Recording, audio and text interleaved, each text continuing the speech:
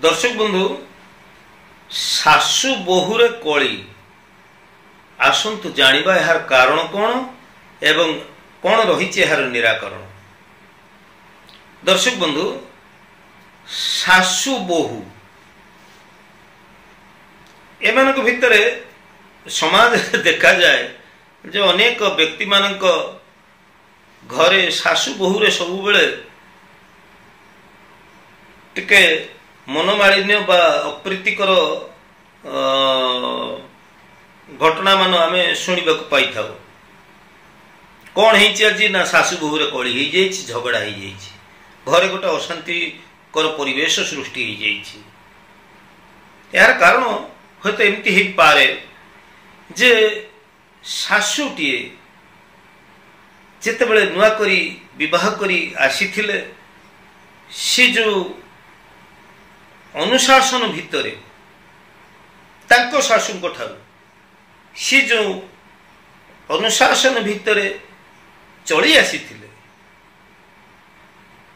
आमर प्रथा परंपरा आमर नीति नियम चालीचलणी ये सब से चाहती तांको बहु को ऊपरे ये सब कथा को लदी दबा एवं आजिकल जो बहु माने समय तो परिवर्तन हो जाइए आमे तो आसी पुराना कालिया प्रथा परंपरा को तो केबे भूलिबा नहीं बा ताको छाड़ी परिबा नहीं हेले आधुनिकतार स्पर्श रे आसी मध्य आमे से सब गुडी को मध्य बजाय रखिबा दरकार। आउ आजिकली रो बहु जी की सासु मानकर ई कठोर अनुशासन को आउ मानिबा पई प्रस्तुत नहंती जहा फल रे सासु बहु भितर कली होता है। ये होची मोर गोटे व्यक्तिगत मत जहा मु आपन का आगे रखेली किंतु आसंतु ज्योतिष पृष्ठभूमि जानिबा से सासु बहु रे काहे कली लगे एवं कौन रही ए कली रे समाधान रो उपाय ज्योतिषीय उपाय। दर्शक बंधु गोटे बहु किंबा सासु तांकर गोटे बहु कथा जदि देखिबा तांकर जन्म जातक रे दशम स्थान रे जदि पाप ग्रह रहिचंती दशम स्थान रे बा दशमाधिपति जाको कर्माधिपति बोली कहा जाए से जदि पाप दृष्टि रे रहिचंती ताहले सासु किंबा बहु कहारी भी थिले भी ए प्रकार वाद विवाद उत्पन्न होबार संभावना बलवत्तर थाए। दशम घर होची कर्मर कारक घर बा दशमाधिपति ग्रह होचंती कर्मर कारक ग्रह दशम भाव रे ई दुस्थिति रे थिबा ग्रह को शांति करबा पूर्वरु बा यार निराकरण खोजिबा पूर्वरु आमको केते गुड़िए दिग उपरे मध्य ध्यान दबाक पड़िबो। तेबे दर्शक बंधु जिते बेले आमे सासु किंबा बहुर जातकटी आसीची एमानक भितरे परस्पर भितरे भल पड़ू नहीं मनांतर मतांतर मतभेद कलह लागुची सेते बेले आमे जेते बेले देखुचे कर्म भावर ग्रह को एवं ताकू जेते बेले सजाड़िया पई चेष्टा करूचे सेते बेले जण अभिज्ञ ज्योतिषी एक कथा को मध्य दृष्टि रे रखंती जे जेते बेले आमे दशम भावर ग्रह को बा कर्माधिपति ग्रह को आमे जेते बेले सजाड़िबा को जाउचे जदि बहुटी कर्मजीवी महिला हेई थाए बा सासुटी जदि कर्मजीवी महिला हेई थाए ताहले तांकर कर्म उपरे एहर किछि खराब प्रभाव आसीबोनी तो ए प्रतिकार द्वारा कोनोसी खराब होबोनी तो। तेबे बहुर जन्म कुंडली रे चतुर्थ भाव रे शनि किंबा मंगल थिले अथवा चतुर्थ भाव रे शनि चंद्र एकत्र थिले शनि चंद्रंकर एकत्र जोग जहाकू विष जोग बोली कहा जाए ए प्रकार जदि जोग हो सृष्टि होची जन्म जात करे ताहले सासु बहु भितरे कलह होबार देखा जाई थाए।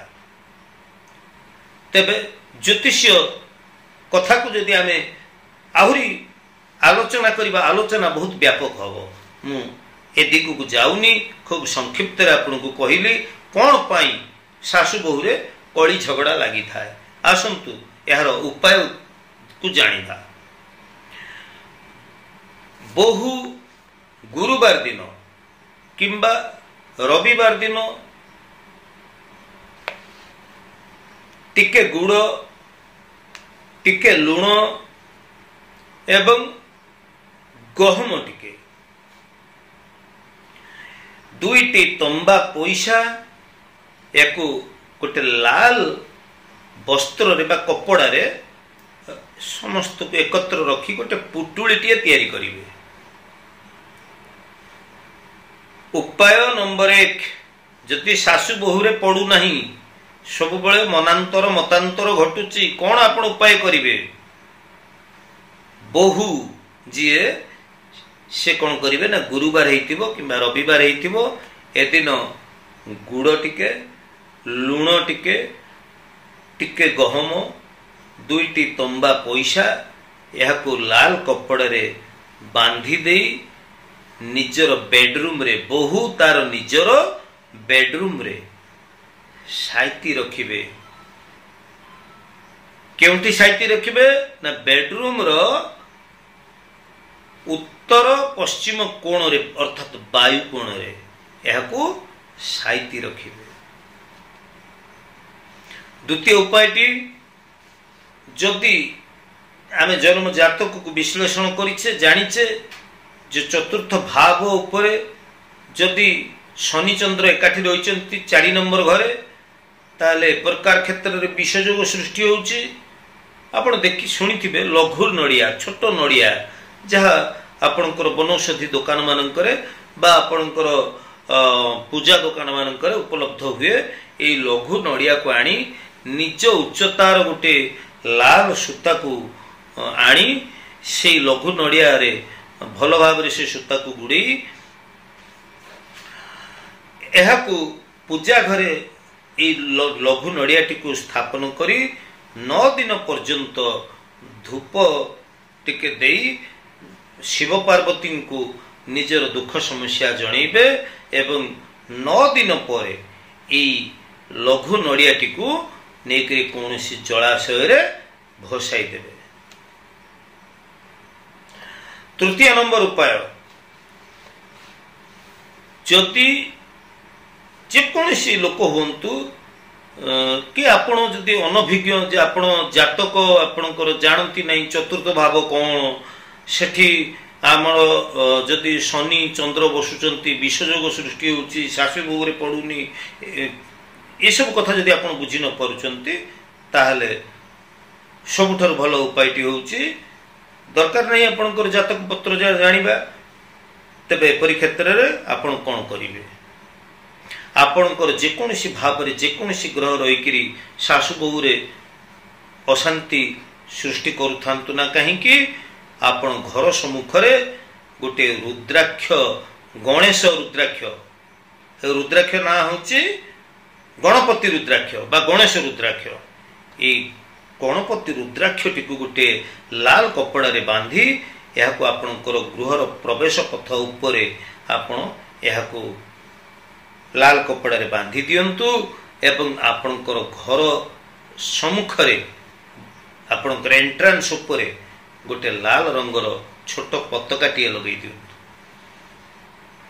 यह एक सासु करि परिबे बा बहु करि परिबे। यह फल रे सासु बहु भितर थिबा जो मतांतर मनांतर असामंजस्य जो रही वाद विवाद कली झगड़ा लगी रही निश्चित भाव में अशुभत्व ह्रास पाइब एवं यार विशेष उपकारिता को आप जानीपारे। आउ जदि व्यक्तिगत भाव में आपण जातक विचार करी यार सठिक उपाय को आप जानवाई चाहते ताहले आपण जोगाजोग करी अभिज्ञ ज्योतिषी मानकर परामर्श नहीं यार निराकरण करें तेरे ताहा तो भिन्न कथा। तेज आज उपस्थापना आपको केमती लगे निश्चित भाव में आपंकर सुचिंतित मतामत प्रदान करेंगे। आज तो समय दर्शक बंधु परवर्ती अध्याय पुणी आम देखा ज्योतिष वास्तु एवं धर्म संबलित विभिन्न प्रकार उपादेय तथ्य को नहीं ଆଲୋଚନା ଜାରି ରଖିଥିବା। ସେ ପର୍ଯ୍ୟନ୍ତ ମୋତେ ବିଦାୟ ଦିଅନ୍ତୁ। ଜୟ ଜଗନ୍ନାଥ।